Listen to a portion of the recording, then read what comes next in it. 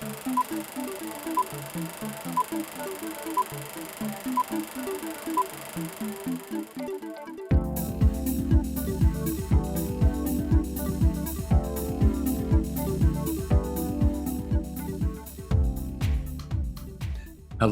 members of the African American Film Critics Association. I am George Stevens, Jr., and I want to thank you for joining us for this presentation of a film I wrote and directed, Separate but Equal, that stars the remarkable Sidney Poitier as Thurgood Marshall. I'm happy to be virtually with my friend and colleague, the very accomplished actor, Oscar nominee Jeffrey Wright. We're thrilled to be here with you to look back at George's magnificent dramatization of the Brown versus Board of Education Supreme Court decision as we commemorate that landmark event's 70th anniversary. And I hope you will encourage your followers to revisit this acclaimed and important film. I hope you will stay with us after the film to view our exclusive conversation about the making of the film with Gil Robertson. And now, we hope you enjoy Separate but Equal. Hi, my name is Gil Robertson, founder of the African American Film Critics Association. And today we are thrilled to speak with the director of Paramount's Separate but Equal, George Stevens Jr., and esteemed Oscar-nominated actor and Tony, Emmy, and Golden Globe winner, Jeffrey Wright, about the re-release of the film. Today, we will be discussing the significance of this landmark film, Separate but Equal, which is now available on DVD and digital. Our hope is to inspire and educate decades after its release in 1991. Get ready for a conversation about the power of storytelling around a major moment that has made a great impact on society. George, let's start off by talking about this film and what it's about, the Brown versus Board of Education decision, which was obviously a very, very important moment in civil rights history, in American history. What was your approach to directing such a significant movie? Well, I just say at the outset, the great David Lean used to say the hardest part of making a movie is finding a story you fall in love with. And when I started reading about Brown versus the Board of Education, and particularly the story of the case in South Carolina that Thurgood Marshall and a team of lawyers took to the Supreme Court, I just felt there was a wonderful film in it. And of course, when you're in the business of making films, as Jeffrey knows, one thing is to have a great idea, but the hard part is getting it made. And the secret was that I wrote a script that Sidney Poitier, who had never agreed to do television, decided it was something that he wanted to do. And it enabled us to tell this extraordinary story that so few people in America really understand. That not to tell the story, but it goes back to Plessy versus Ferguson, the Supreme Court ruling in 1896 that said that segregation was legal so long as the facilities were equal.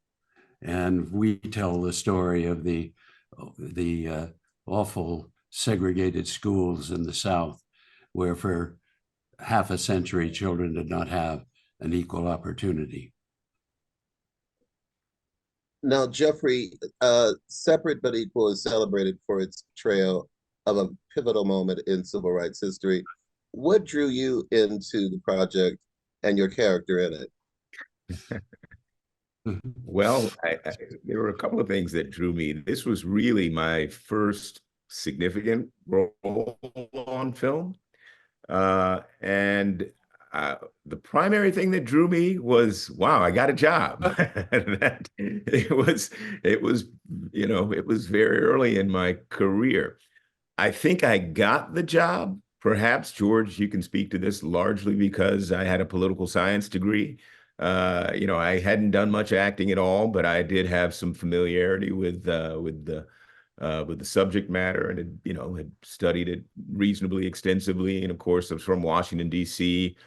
These figures, my mother was a lawyer. These figures were kind of heroic in my household. Thurgood Marshall and Spotswood Robinson, for example, had been a dean at Howard's Law School when my mother was there. So these were living figures in my home and in my childhood. And I was intrigued by them, by the work that they'd done. Obviously, the impact of that case had significance for, all of our lives, and I was well aware of that. And so I went in and auditioned for George, and I was excited by it, and for some reason he hired me to play Bill Coleman, who was the youngest of the lawyers who made up the NAACP Legal Defense Force team that worked on and argued this case, obviously headed by Thurgood Marshall. So I was thrilled to death to be a part of this and to work, with, oh my goodness, with Sidney Poitier and Cleavon Little and everyone who was involved, Albert Hall. It was a wonderful gateway for me onto a film career. And I'm grateful that we had an opportunity to tell this story because, as George described, it is so meaningful, but also I'm grateful to have had the opportunity to be a part of this wonderful production. Gil, I just took a look. I just want to say that I took a look at the script today, and I realized what a nasty gesture I made by providing Jeffrey with this opportunity. It's 4 pages of dialogue in which nobody interrupts him. There are pictures, and the critics will see the film in a moment, of the 9 justices, and he and Thurgood Marshall, as Sidney Poitier, says, "Tell the gentleman about your research." Yeah. So he's doing a 3-page dialogue scene in which Sidney Poitier is standing there watching him, and it was quite a challenge, and he pulled it off. I managed, George. Yeah, that's right, though, man. My first, essentially single shot in my career was opposite Sidney Poitier, and that was some of the best acting I ever did, because I was pretending to know what I was doing when actually I had not a clue. But it was some thrilling days for me. Yeah. I also had a chance to meet Bill Coleman. I went to have a meeting with him prior. So in addition to having Sidney Poitier watching me, I knew that Bill Coleman, the man himself that I was playing, who went on to be, I believe, Secretary of Transportation under Ford. Is that right? I think, or Yes. Labor. But I knew he would be watching as well. So yeah, there was a lot of pressure I was feeling down there. And I could just add to that a little bit, Gil, if you don't mind, that William Coleman was quite an established figure in Washington by the time we made this film. And Vernon Jordan, my dear friend, was guiding me through this. He introduced me to all of the civil rights lawyers who were involved. But then he said to me, "You've got to go see Bill Coleman." And he had a big corner office in O'Melveny and Myers. And I went to see Coleman, and he said, "Here's what you have to know. These weren't the best Black lawyers in America. These were the best lawyers in America, and I want you to show that." So I was forewarned, and I took care to do that. But then Vernon says, did you give the script to Coleman? And I said, "No, Vernon is a lawyer. He's going to read it he says, "You got to give the script to Bill Coleman." So I gave the script to Bill Coleman, and I worried about it. And Vernon called again. "If you talk to Bill Coleman, you got to call him." So I took out a yellow pad and I called Bill Coleman, because I knew I was going to get an awful lot of legal detail. And what Bill Coleman said to me, yes, he said, "I read the script. There's something you should know." He said, "In 1954, I weighed 135 pounds. Bill Coleman didn't want a fat actor to play Bill Coleman, so he got Jeffrey Wright." Well, the The film certainly shines for its authenticity as well as its historical accuracy.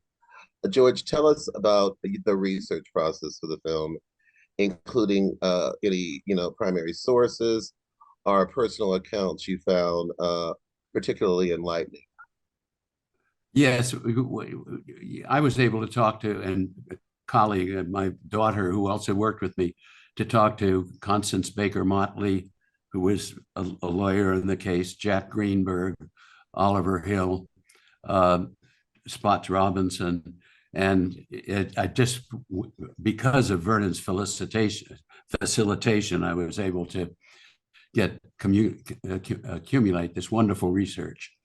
And it enabled me to write a script that was compelling to Sidney. And that was the real key. And Sidney brought such stature to it. And there was another part of the casting that was complicated, that the opposing lawyer, as many of you know, was John W. Davis, said to be America's greatest lawyer. He'd been a candidate for president. He was just this great figure. And I was interviewing very fine actors, but I had this feeling that if I'm casting a not well-known supporting actor, and Sidney Poitier is playing Thurgood Marshall, the audience is going to know who's going to win the case. And I sent the script to Burt Lancaster, and Burt read the script in a day and said, "I will be there." And Burt came and gave such weight to the film by playing John W. Davis. Burt portraying a man who was arguing against all the things that Burt believed in, but he did it with great authenticity. And it was this is Burt's last film role. Wow, didn't know that. Jeffrey, as an actor, how do you think the film contributes to, and actually both of you can really answer this question, contribute to the continuing conversations about equality and justice in America within society and the education system? Well, obviously, with the recent Supreme Court decision around affirmative action, we're living, and other measures that have been taken, we're living at a time in which a lot of the advancements that were made, legislative advancements that were made during the civil rights movement of the 20th century, are being challenged. I think what is missing often in the conversation now is the history behind these decisions in the first place. As George points out, in this case, the state of educational opportunities in the South of America for Black people for generations created an unlevel playing field that was attempted to be addressed by cases like this, by the civil rights acts of the 60s and the like. And so what we lose sight of now, I think, is that history. And so we unfortunately have a lack of real insight in the national discourse that allows people to challenge those advances that have been made in ways that, frankly, are ignorant of the purpose behind them. And so with our film is a reminder of that history, of the reason why, of the injustice that was generational, that led to what I think was an attempt to create a permanent underclass among slave descendant Americans. This case, and as I said, all the legislative advances that followed it were an attempt, obviously, to right those wrongs, and we still see the effects, I think, of that legacy today. So the more that we can do to continue to educate the American public on how we got here, how we got to the level of inequity and inequality that still exists in our society, the more we can do perhaps to continue to in the tradition of of the men and women who fought and won this case to continue to protect and expand the rights to all citizens of this country. I'm going to digress, but I read and saw an interview with this guy Edward Bloom, who led the group of Asian students that made up the plaintiffs for this for this anti-affirmative action case. Mm-hmm. He described his strategy as being born of the strategies that won cases like this during the civil rights movement of the 50s and 60s. I thought it was incredibly cynical, but telling that he, of course, is aware of the history, but is using that very history and the techniques that won this legislative change. He's using those very techniques to undo them. I think it was one of the most cynical things that I had ever read when I read that. But he's aware of the history. We all should be aware of the history so that we can protect it, and so that we can continue to, if we can, toward a more perfect union. George, any thoughts? Well, what Jeffrey speaks to, that Thurgood used to say the law is a weapon if you know how to use it. And they marshaled this case. They were the best lawyers in America. And they also came before a Supreme Court with a Chief Justice who had felt that a unanimous decision was essential, that a 5-4 decision, a 6-3 decision, reversing a law, a decision, stare decisis, that was over 50 years old. And the story of how Earl Warren brought the other lawyers to this unanimous decision, I think viewers will find very moving and very touching in these times of real judicial probity and excellence.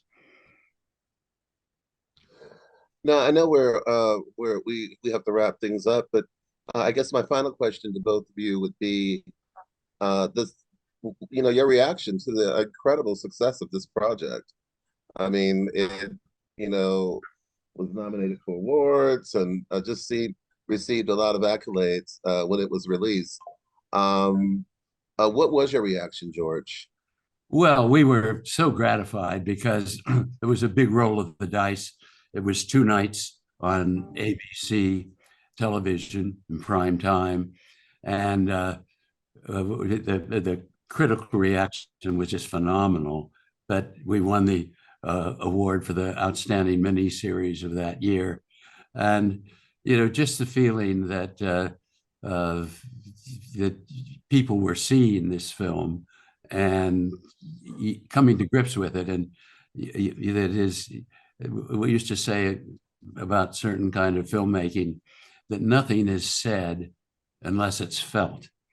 And I hope that in this film that the viewer feels the situation of the oppressed minority and the magnitude of what the legal leadership did for them. And Jeffrey, talk about an auspicious debut.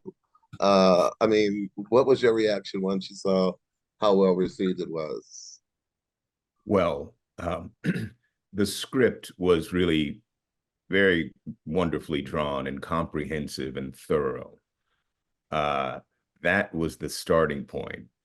And then you put Sidney Poitier and Burt Lancaster on top of the masthead. You're bound to do some good things. So George was pretty smart in the way he led us through this, and he was also, as you can imagine, as you hear and speaking with him, very serious in his intent to tell this story. I think it's probably a great act of citizenship as well as artistry to take on a story such as this. So, I mean, with that combination, I mean, I showed up to do my part, but I was pretty sure I was in very good company, and that the outcome of what we did together would be seriously well received. I mean, I can't say enough about uh, Sidney Poitier and what it meant to me to be a part of, again, early in my career, of a project with him. As George described, I mean, he was such a naturally um, gracious man of such really just dignity, natural dignity. He was everything that you would imagine he would be. He was that in the flesh, and he was a consummate professional, a wonderful actor. He had been, a northern star, for me, as a young actor, and so yeah, I only just, I only followed his lead and George's direction. Um, and together they made a wonderful and timely film. Well, Gil, just gentlemen, one, can I I'm add sorry, George, go on. just, No, please we, continue. we had the premiere of the film took place at the Kennedy Center in the AFI Theater. And uh, most of the lawyers were there, Jack Greenberg, Oliver Hill, the daughter of John W. Davis, who is portrayed in the film by Hallie Foote, Anne Thurgood, and several justices. And the film played uninterrupted 3 hours. And the response afterwards was just extraordinary. It was an informed audience. There's a lot of laughter in the film. And afterwards, there was a dinner party upstairs. And I remember Thurgood Marshall was sitting next to Ethel Kennedy. And I'd heard that he was very approving of the film. He said to Sidney, he said, "You were better than I was, and you made a lot more money too." But and then I got a call. They said, someone came and said, "Mr. Justice would like to see you." So I went over and kind of kneeled beside this huge man. And he said to me, "Booze, cards, never in the office." And there's a scene early in the picture where they're in the NAACP offices and they're playing cards late at night and talking about the case. So Marshall had this sense of of probity that he wanted to enforce. Well, that's a terrific story. I mean, we're once again in an environment where a lot of these advances are threatened. What do you want audiences who are going to watch it today, especially young people, to take away from the experience of Separate but Equal? Just to see the truth of the story, and that I guess if you want to take the optimistic side, that when good forces go to work against evil, they can overcome it. And Jeffrey? Hey, here. Yeah, second that. No, I think that's the key, really. Just understanding the history. I can't emphasize that enough, particularly at a time when there's so many widespread attempts at revising our history, of dismissing parts of our history that may be upsetting for some folks. We're a complex, complicated country. We'll never understand who we are in the present if we don't understand who we were in the past. And so I just love that this film is a celebration of this, this landmark moment in our country's history, and one that tells us so much about who we are today. So the more that we're able to do that as storytellers, as filmmakers, I think, the healthier it is for for the national discourse and for and for our society. So yeah, it's an entertaining film, but it's historically important. And maybe there's not a more critical time for stories like this than right now. Thank you, George and Jeffrey, for your time today. And on behalf of the African American Film Critics Association, for a very compelling discussion, we truly appreciate it. Separate but Equal is now available on DVD and digital. Everyone have a great weekend. Thank you.